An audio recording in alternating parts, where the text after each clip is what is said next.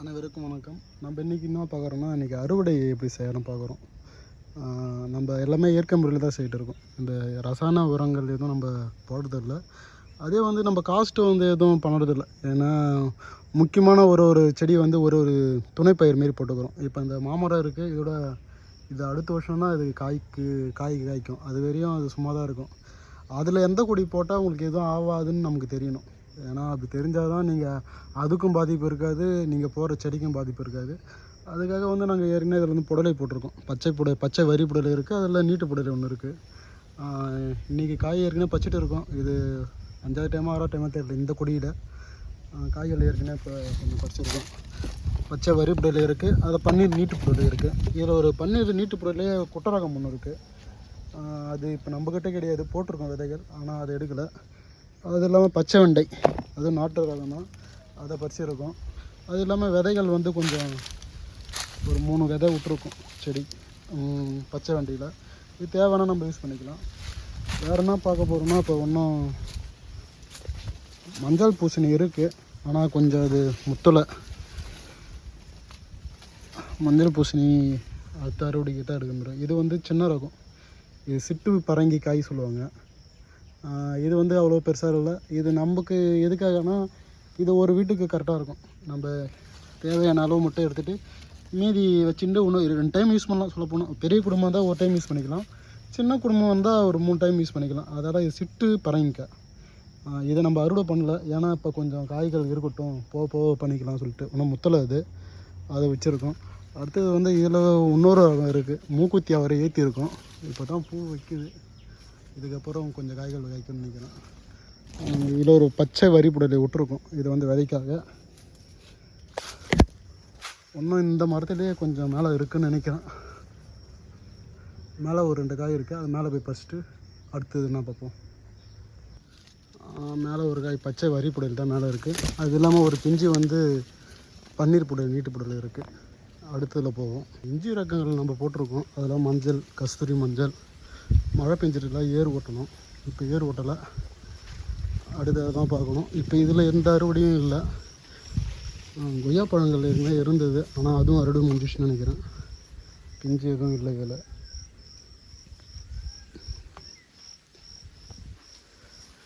இந்த கொய்யா மரத்தில் ஒரு பழங்கள் இருக்குது, அதையும் பறிச்சிக்க வேண்டியதுதான். சங்காவாக பறிச்சுட்டா பழம் நல்லாயிருக்கும். சங்கா ஒரு 2-3 நாள் வச்சு சாப்பிட்ற மாரி இருக்கும்.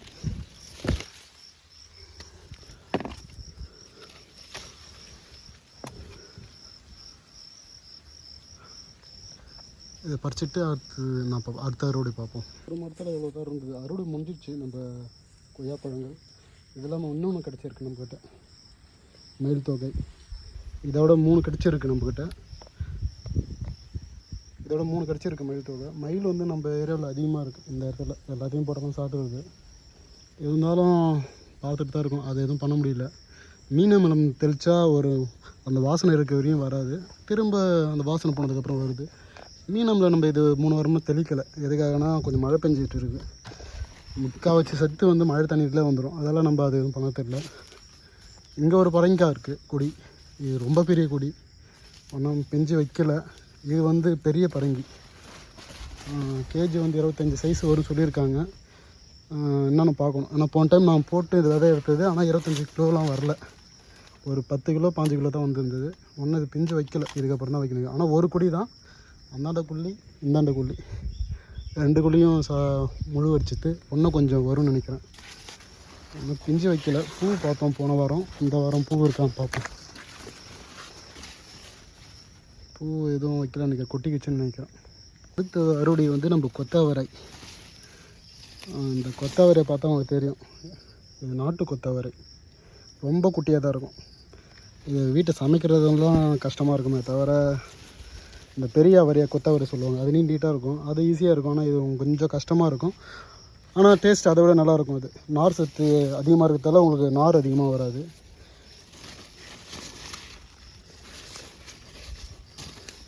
அது ஒரு செடி அதிகமாகவே இருக்குது. இப்போ அதில் என்னென்ன இருக்குன்னு பார்ப்போம். மிளகா இருக்குது, ஆனால் ஒன்றும் பிஞ்சு வைக்கலாம்னு நினைக்கிறேன், ஏற்கனவே பறிச்சது. இந்த கொடி ஃபுல்லாகவே ஆக்கிரமிச்சிது, ஆனால் இருந்தாலும் கொஞ்சம் கண்ட்ரோல் ஆகுது, பூச்சி கண்ட்ரோலு, அதெல்லாம் பார்த்துட்ருக்கோம். கொத்தவரங்காய் ஒன்று 2-3 செடி இருக்குது, அதுக்கேற்ற மாதிரி நம்ம பறிப்போம். அது இல்லாமல் இப்போ கத்திரிக்காய் ஒன்று இருக்குது. எல்லாமே நாட்டு ரகம் தான். நான் எதுவும் மருந்து அடிக்கிறது கிடையாது, வேறு எதுவும் ரசாயன உரங்கள் எதுவும் கொடுக்கறது கிடையாது. மீனமெல்லாம் அடிப்போம், அதுவும் வளரும் போது அடிச்சது. இந்த ஒரு 2 வாரமாக அடிக்கலை. கொத்தவரங்காய் இதுலேயும் இருக்குது, இதையும் பறிச்சுக்குவோம். சிவப்பு தண்டுக்கீரை போட்டிருக்கோம், ஆனால் இது விதைக்காக விட்டுருக்கு. தண்டை பார்த்தாலே உங்களுக்கு தெரியும் எந்த சைஸ் இருக்குன்னு. இது விதைக்காக போட்டிருக்கோம், விதை வந்துடுச்சு. ஆனால் ஒன்றும் இது முத்தலை. அதை முத்திடுச்சுன்னா அதையும் எடுத்துக்கலாம். விதைகள் கீரைகள் தேவைன்னா நம்ம யூஸ் பண்ணிக்கலாம். ஆனால் இப்போ கொஞ்சம் தேவையில்லைன்னு நினைக்கிறேன். ஏன்னா விதை ஒரு டைமாக இருக்கிறதால அதை எடுத்தால் விதைகள் அதிகமாக வராது. பூசணிக்காய், அதான் பரங்கிக்காய் சொல்லுவோம். பரங்கிக்காய் பிஞ்சு வச்சு இருக்குது. காய்கள் 2-3 இடத்துல இருக்குது. அப்போ இதுவும் கொஞ்சம் பெருசாகிடுச்சுன்னா அதிகமாக வரும்னு நினைக்கிறேன். வெண்டைக்காய்லாம் கொஞ்சம் இந்த வெயில் தகத்தால் அதிகமாக இதுவாகிடுச்சு. அதனால் நாங்கள் இது அதிகமாக யூஸ் பண்ணலை. ஏன்னா விதைகளை எடுக்க முடியாது, அதனால் இது பறிக்கலை. அடுத்தது வந்து வெண்டைக்காய், சிவப்பு வெண்டைக்காய் இருக்குது, அதை நம்ம பறிப்போம். சிவப்பு வெண்டை முத்திருச்சு, யூஸ் பண்ண முடியாது. இதில் ஒரு காய் இருக்குது, கொஞ்சம் விதைக்காகவும் விட்டுருக்கோம். ஏன்னா அடுத்த தடவை கொஞ்சம் பண்ணலாம். ஏற்கனவே போன டைம் டைம் போட்டிருக்கோம் விதைகளை. இது அடுத்த தடவை போட்டதுக்காக கொஞ்சம் விதைகளை விட்டுருக்கோம்.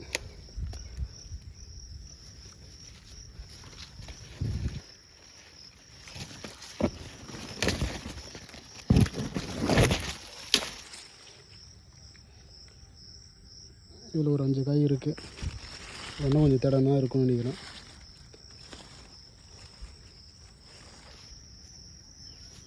அடுத்து வந்து கத்திரி ரகத்தில் இன்னொரு ரகம் இருக்குது. இந்த கத்திரி பார்த்தா அவங்களுக்கு தெரியும். இது எங்கள் ஏரியாவில் வந்து சவந்தப்பட்டி கத்திரி சொல்லுவாங்க. ஆனால் சவந்தப்பட்டி கத்திரிக்கு ஒரிஜினல் கிடையாது. ஆனால் எங்கள் ஏரியாவில் வந்து சவந்த கத்திரி தான் சொல்லுவாங்க. நல்லா பெரிய கத்திரிக்காகவே இருக்குது. இதில் வந்து வெண்டைக்காவும் எடுத்தாச்சு. அடுத்து வந்து இன்னொரு செடிலையும் இருக்குது கத்திரிக்காய்.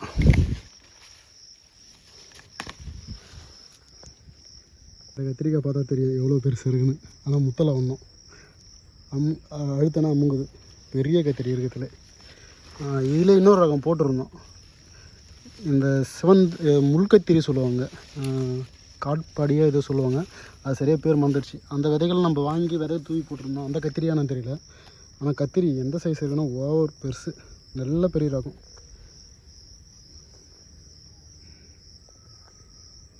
இது வந்து முக்கியமானதாக நம்ம பார்க்க போகிறோம்.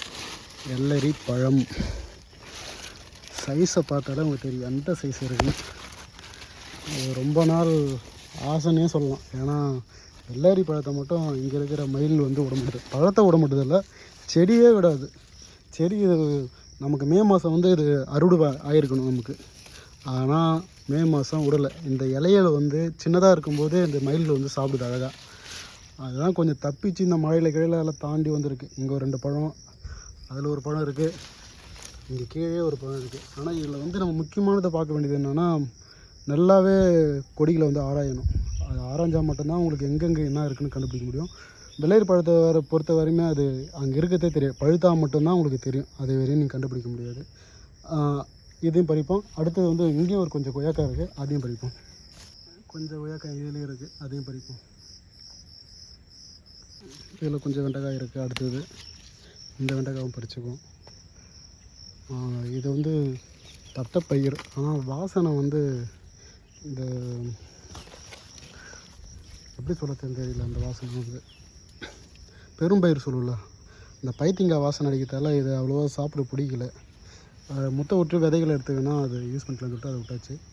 அடுத்தது வந்து கொஞ்சம் அதை விட பெரிய சைஸ் கொத்தா வர பார்த்தா தெரியும், இதையும் பறிச்சுக்கிறோம். அடுத்தது கருப்பு கத்திரி. இந்த கத்திரிக்காய் பார்த்தாலும் உங்களுக்கு தெரியும் டார்க்னஸ் எவ்வளோ இருக்குன்னு. இந்த காயும் இருக்குது, இந்த ரகத்தையும் நம்ம பறிச்சுக்கிறோம். இப்போ அடுத்தது சோளம் போடுறோம், சோளம் எடுக்கிறோம். கொஞ்சம் முத்தி இருக்குது, ஏற்கனவே ஒரு காய் பச்சாச்சு. காய்களை அதை பொறுமையாக பறிச்சிக்கலாம்னு விட்டாச்சு, ஏன்னா அது கொஞ்சம் முத்தணும். ஒரு காய்கள் இருக்குது. இப்போ எல்லாத்தையும் வச்சுட்டு நம்ம அடுத்த வீடியோ பார்ப்போம்.